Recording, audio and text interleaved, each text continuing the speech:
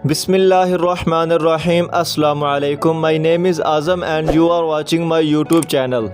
آج کل جو ظلم و بربریت کا بازار گرم کر رکھا ہے وہ بالکل ایسے ہی ہے جیسے فرعون کے زمانے میں ہوتا تھا۔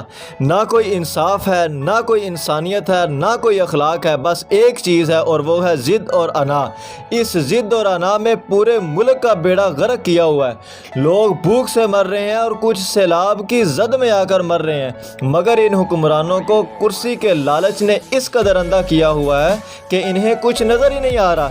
سب سے پہلے شہباز گل کو بغیر وارنٹ کے گرفتار کیا اور پھر گرفتار کرنے کے بعد اس پر اتنا ظلم کیا کہ جس کا اندازہ ہی نہیں۔ پلاننگ یہ تھی کہ شہباز گل پر تشدد کر کے اس کے منہ سے یہ نکلوایا جائے کہ جو بیان انہوں نے ARY کے انٹرویو میں دیا ہے وہ عمران خان کے کہنے پر دیا ہے، اور جب یہ بات شہباز گل ایڈمٹ کر لیں تو پھر ہم عمران خان کے خلاف غداری کا پرچہ دے کر اسے آسانی سے گرفتار کر سکتے ہیں۔ لیکن یہاں دیکھ الٹی کھل گئی۔ انہوں نے شہباز گل پر جتنا تشدد کر سکتے تھے کیا، ان کے پرائیویٹ پارٹس کو کرنٹ لگایا، اسے مارا پیٹا اور اتنا پیٹا اور وہاں پر تشدد کیا جہاں وہ بیچارہ دکھا بھی نہیں سکتا، مگر ان ساری چیزوں کے باوجود اس نے عمران خان کے خلاف کوئی سٹیٹمنٹ نہیں دی۔ اس کے علاوہ ان سے یہ بھی پوچھا کہ یہ بتاؤ عمران خان کھانے میں کیا کھاتا ہے، تاکہ جب یہ معلوم ہو جائے کہ وہ کھاتا کیا ہے پھر اس کے کھانے میں کسی نہ کسی طرح سے زہر ملا کر اس کا کام تمام کیا جائے۔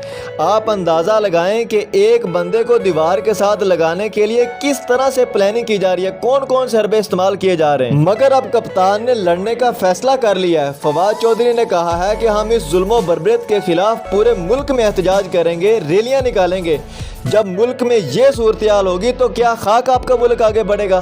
سب جانتے ہیں کہ ملک میں اسٹیبلٹی کا ایک ہی حل ہے اور وہ فری اینڈ فیئر الیکشن ہے، مگر اس بات کو نظر انداز کر کے اپنی ضد اور انا کے لیے پورے ملک کو قربان کیا جا رہا ہے۔ شہباز گل کی لیگل ٹیم نے ان سے ملاقات کرنے کی کوشش کی مگر انہیں ملنے نہیں دیا جا رہا۔ اس بیچارے کو سانس کی تکلیف ہے، وہ ماسک مانگتا رہا مگر اسے ماسک نہیں دیا گیا، بلکہ یہ کہتے رہے کہ یہ بہانے کر رہا ہے۔ پیمز ہاسپٹل میں ڈاکٹروں نے کہا ہے کہ یہ دمے کا مریض ہے، ظلم کرو گے تو مر جائے گا، اور میڈیا پر یہ چلایا جا رہا ہے کہ یہ ڈرامے کر رہا ہے، کیونکہ میڈیکل رپورٹ میں کوئی بھی چیز ایسی واضح نہیں ہوئی جس سے ان کی جان کو خطرہ ہو۔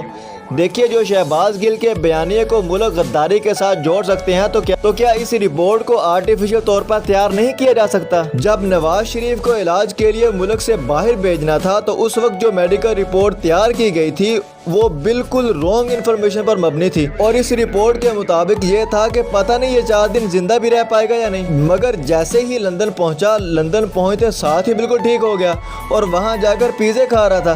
تو یہ تو حال ہے پاکستان کی میڈیکل رپورٹ کا۔ بہرحال جو میڈیا پر پروپیگنڈا کیا جا رہا ہے اس کا حقیقت سے کوئی تعلق نہیں ہے، اور یہ بات واضح ہے کہ اس پر تشدد کیا گیا ہے، اس کی باڈی میں اتنی کیپیسٹی نہیں تھی کہ وہ اس ظلم کو برداشت کر سکے۔ آپ کو پتہ ہے یہ جتنے بھی پولیٹیشنز ہوتے ہیں ان کی بڑی لگژری لائف گزری ہوتی ہے، انہوں نے زندگی میں کوئی ہارڈ ورک تو کیا نہیں ہوتا، اور ویسے بھی شہباز گل پہلے امریکہ سے پڑھا اور پھر ملیشیا چلا گیا اور پھر 12 سال امریکہ میں پڑھاتا رہا، تو اس طرح اس بندے نے اپنی شاہانہ لائف گزاری ہے، مگر جو اب اس کے ساتھ جیل میں کیا جا رہا ہے وہ بالکل غلط ہے۔